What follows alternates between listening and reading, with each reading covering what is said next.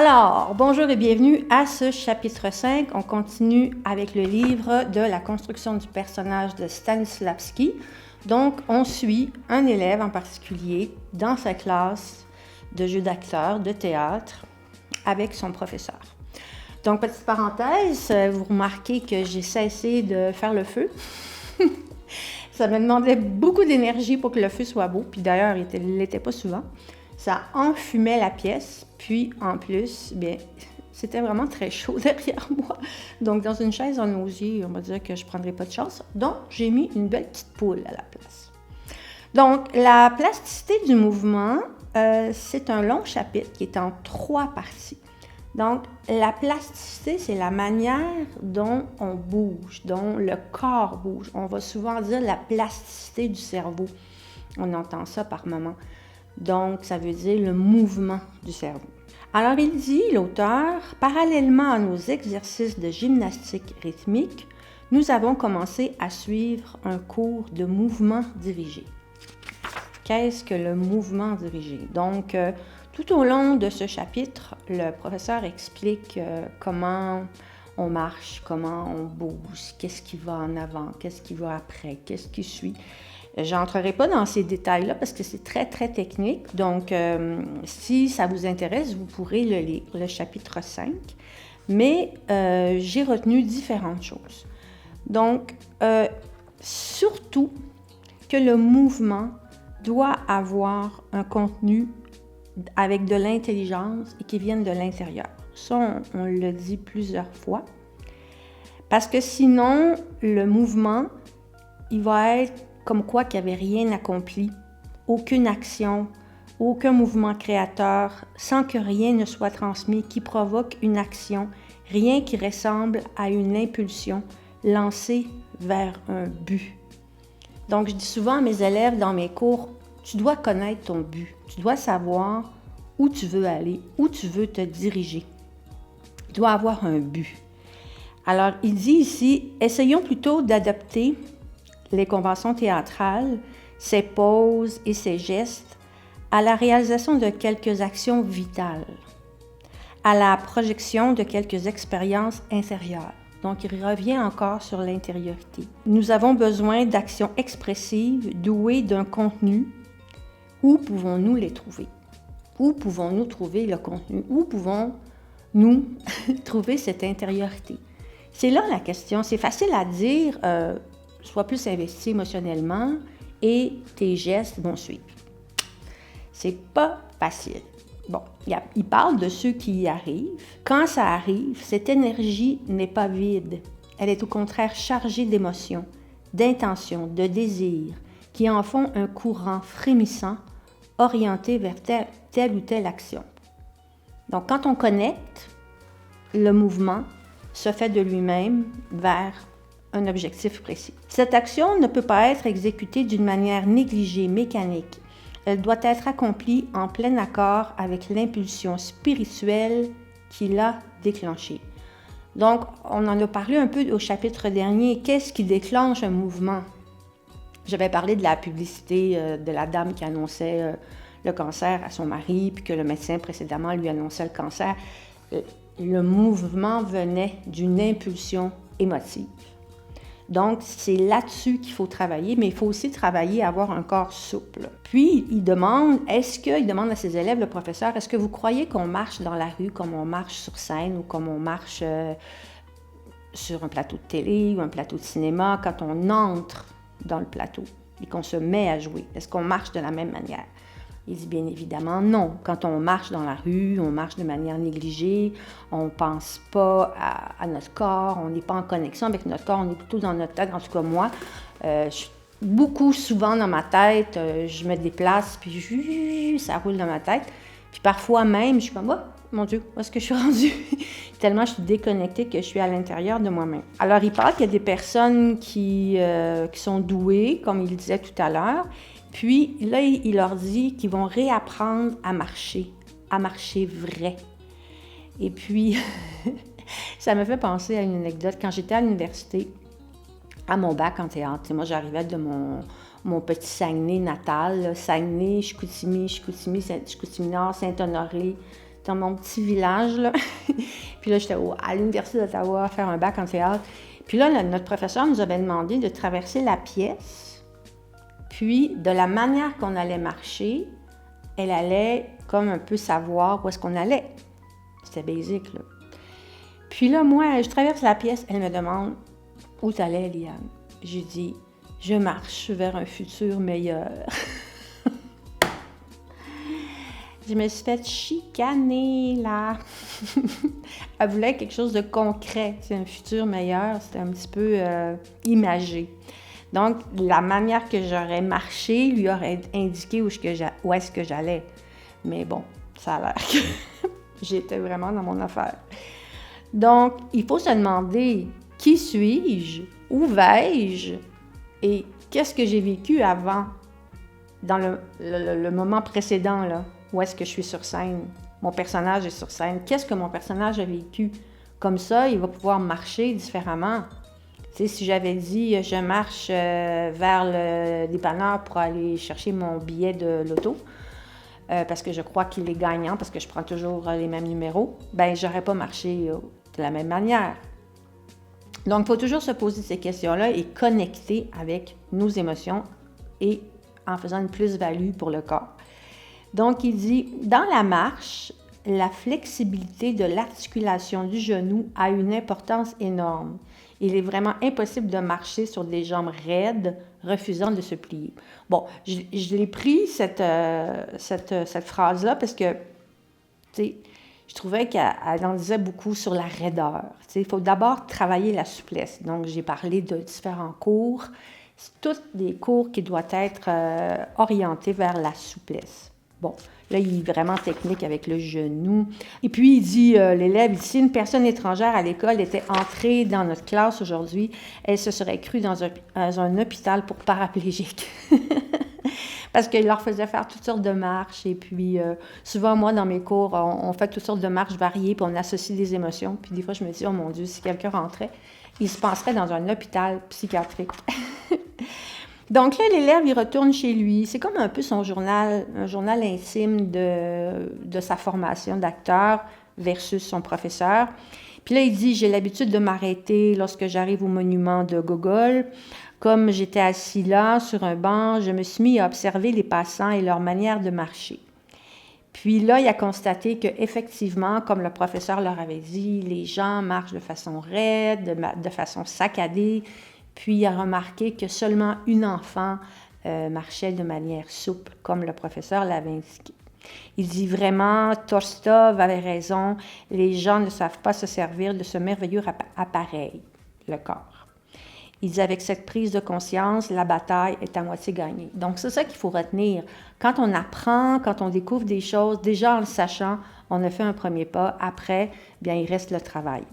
Bon, le mouvement et l'action qui prennent leur source dans les recoins de l'âme, si on le dit au niveau de l'émotion, suivant des schémas intérieurs que ce que notre personnage vit, sont essentiels pour tous les vrais artistes, qu'il s'agisse d'art dramatique, de danse ou tout autre art, du théâtre jusqu'à l'art plastique. Bon, c'est la seule sorte de mouvement qui puisse nous convenir lorsque nous cherchons à construire la forme physique d'un personnage de théâtre. Il revient alors à la question, mais que faut-il faire pour y parvenir? C'est toujours ça qui est intéressant. Tu sais, souvent, moi, j'ai des professeurs qui me disaient sois plus souple, sois plus présente, sois plus... Ben oui, mais dis-moi comment, puis je vais le faire. Tu sais, c'est comme si tu disais à un musicien aie plus de musicalité, aie plus de... Oui, enseigne-moi, s'il te plaît. Alors là, il leur montre... Il dit, imaginez-vous que j'ai une goutte de mercure. Oui, à l'époque, le mercure n'était pas encore considéré comme un liquide dangereux. Et puis là, il dit qu'il met une goutte de mercure sur son index. Puis là, la goutte, elle coule. Puis là, pendant le chemin de la goutte, il prend conscience de son corps, là où est rendue la goutte. Donc là, il les a fait travailler que la goutte descendait, puis qu'elle faisait le parcours du corps pour prendre conscience de son corps. Parce que avec la vie moderne qu'on mène, on est beaucoup assis, on a l'ordinateur, au travail, au bureau, en voiture, puis on marche, on veut juste marcher, donc on courir pour les plus courageux, mais on a désappris à bouger, comme un peu la petite fille qui a vu. Alors, il faut prendre conscience de son corps. Alors, cet exercice-là l'amenait à prendre conscience de son corps. Et moi, dans mes cours techniques, j'en fais des exercices de ce type. J'ai un spécialiste du mouvement corporel qui vient dans les cours. Donc, c'est quelque chose qu'on peut faire ensemble ou que vous pouvez faire de votre côté en prenant des cours de mouvement corporel. Là, il parle, le professeur, il dit « Les exercices que vous avez faits l'an dernier consistaient à envoyer à l'extérieur de vous-même des rayons de communication silencieuse, puis qui vous montraient l'énergie, comment l'énergie opérait, non seulement à l'intérieur de votre être, mais aussi à l'extérieur. Elle s'élève de nos profondeurs et peut être projetée sur un objet situé à l'extérieur de vous-même. » Puis là, entre parenthèses, il nous réfère à voir la formation de l'acteur. C'est un livre qu'on peut voir ensemble aussi.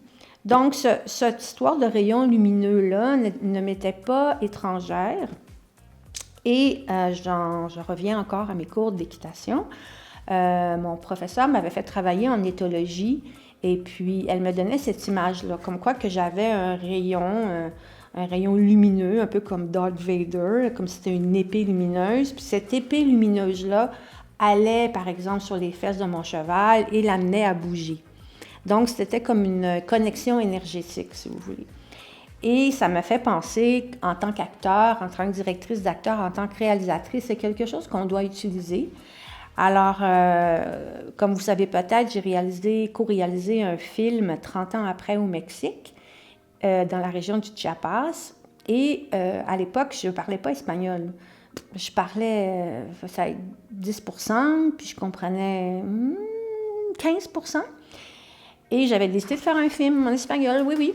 Mais je me suis dit, bon, je vais avoir une traductrice sur place, tout va bien aller. Mais la traductrice, elle ne peut pas toujours traduire tout. On doit laisser les gens aller spontanément dans ce qu'ils ont à dire. Et puis là, je faisais une entrevue avec un protagoniste. Puis bon, je ne comprenais pas ce qu'il disait. Puis là, je me suis dit, OK, arrête d'essayer de te concentrer sur intellectuellement qu'est-ce qu'il dit, puis connecte-toi à lui avec ce rayon-là, justement. Puis tu vas connecter, tu vas communiquer avec lui, tu vas entrer en interrelation avec lui, mais au niveau de manière énergétique. Donc, c'est ce que j'ai fait. J'avais comme pas le choix, il fallait que j'aille dans mon instinct. Puis, je m'étais rappelé ça dans mes cours. Dans mes cours d'équitation, puis probablement aussi dans mes cours de théâtre, notre professeur nous en avait parlé, mais d'une autre manière qu'un rayon. Et puis, à un moment donné, mon protagoniste commençait à être émotif. Puis moi, je commençais à être émotive. Puis là, je l'écoutais, puis j'avais mon rayon. Puis là, lui, il pleurait, puis là, moi, je pleurais. Puis à la fin, on s'est pris dans les bras, puis là, ma co-réalisatrice, elle me dit « Mais pourquoi vous pleurez? » Bien, j'ai dit « Je ne sais pas. Je ne sais pas, mais ce que je sais, c'est que c'est triste. » Donc, c'est un peu ça que... C'est pour ça pourquoi l'exemple, je vous donne cet exemple-là, parce que lui, il en parle, c'est qu'il faut se connecter intérieurement avec ce qu'on vit, et avec ce rayon-là qui passe par notre corps, va se transmettre à l'autre, va se transmettre au public.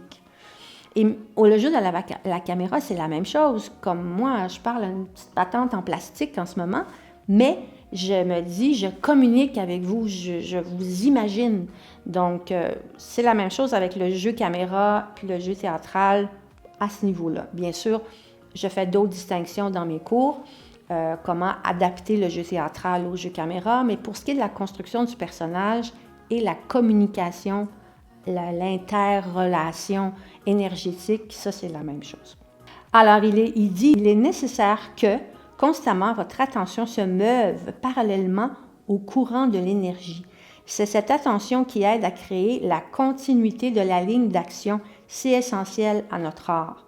Donc, en d'autres mots, que tu continues à avoir un mouvement, puis ton attention à ton corps, à l'autre, à tes émotions, mais sans que ça devienne intellectuel. Là, après ça, il parle d'une ligne, la ligne continue, cette fluidité dont on parlait intérieurement.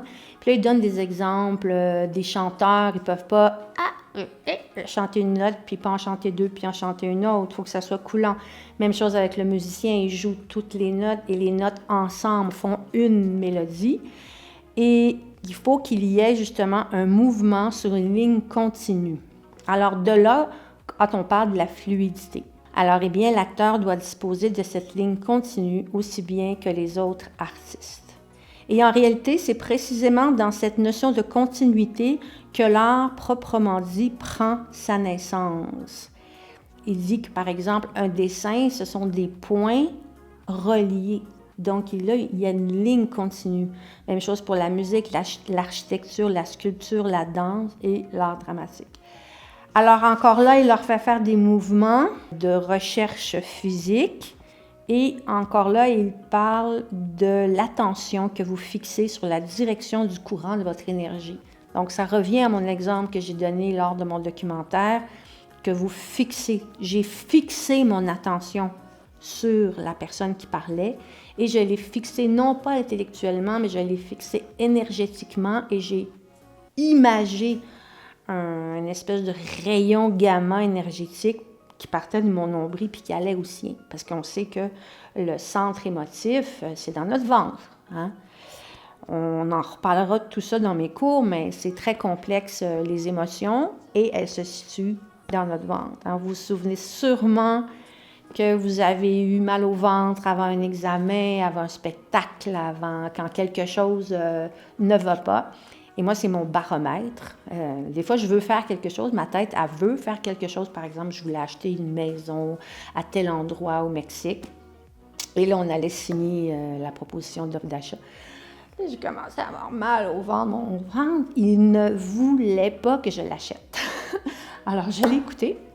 Alors, nos émotions se sont situées là.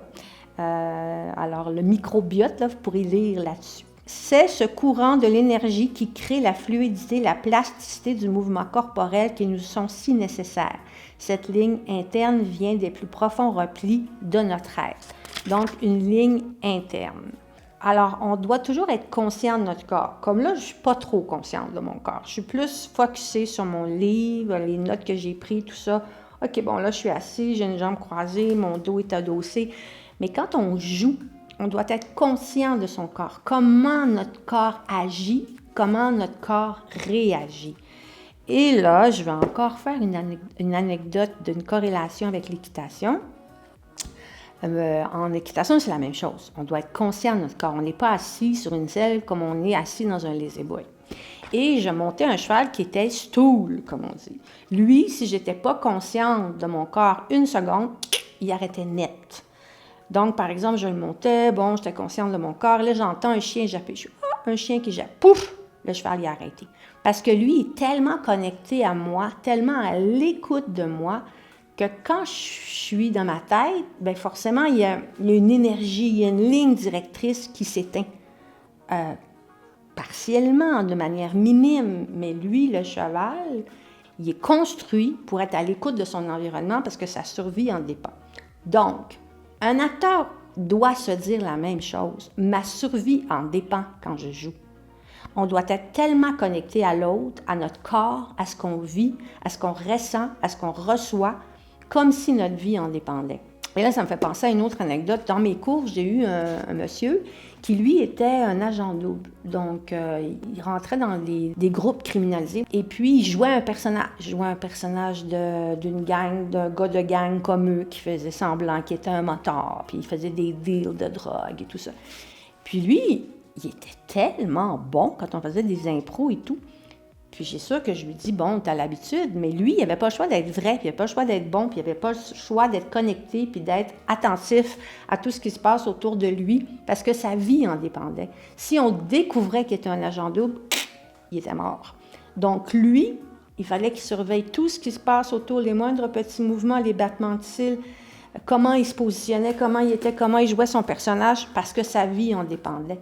Donc, moi, je vous donnerais comme conseil, mettez-vous dans cet état d'esprit-là. Quand on joue, notre vie en dépend.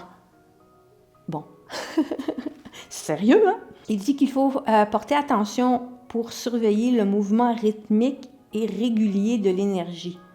Bon, ça doit être régulier. On parle de fluidité. Et là, il parle du mouvement de suspension. En danse, c'est très fréquent. Là, ils vont danser, c'est fluide. Puis à un moment donné, il y a un mouvement suspendu.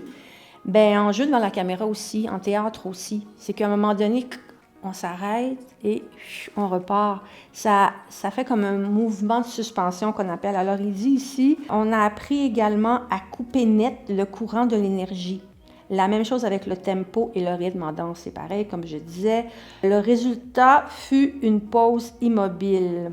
Pour que nous puissions croire à l'authenticité de cette pause, il fallait qu'elle fût justifiée par une impulsion interne. Donc, on ne la fait pas comme ça gratuitement, il y a une impulsion interne. Ce genre de pause, nous nous en aperçûmes, était de l'action suspendue, de la sculpture vivante. Donc, encore là, c'est très technique, mais c'est intéressant de garder ça à l'esprit parce que quand vous allez prendre les cours avec moi ou si vous les prenez, quand on va travailler nos scènes, on va travailler ça, ce mouvement suspendu. La ligne intérieure du mouvement qui est la base de toute plasticité. Bon, alors la ligne continue, fluide, qui est la base du mouvement, la fluidité. Et puis, on arrive ici presque à la fin du chapitre. La plasticité du mouvement se fonde sur l'établissement d'un courant interne d'énergie. Alors, il revient un peu avec la même chose qu'il doit y avoir une fluidité. Cette sensation intérieure d'une énergie passant à travers le corps, nous l'appelons sens du mouvement. L'élève, il parle, je n'ai pas encore atteint la plasticité de mouvement, ni le sens du mouvement, mais je les pressens en moi-même et je sais que la plasticité extérieure est fondée sur notre sensation intérieure du mouvement de l'énergie. Donc, je vous suggère d'essayer de vous concentrer sur, par exemple, comment vous réagissez physiquement suite à une annonce, suite à une émotion. C'est bizarre à dire, là, vous allez vivre une émotion, puis là, vous allez devoir regarder et observer ce que vous vivez. Mais c'est ça, c'est la dualité de l'acteur. Il y a même un livre qui a été écrit là-dessus, si on pourra en parler. Donc voilà, c'était tout pour le chapitre 5. On se revoit pour le chapitre 6 qui s'appelle « Retenue et contrôle ». Très important. À tout à l'heure.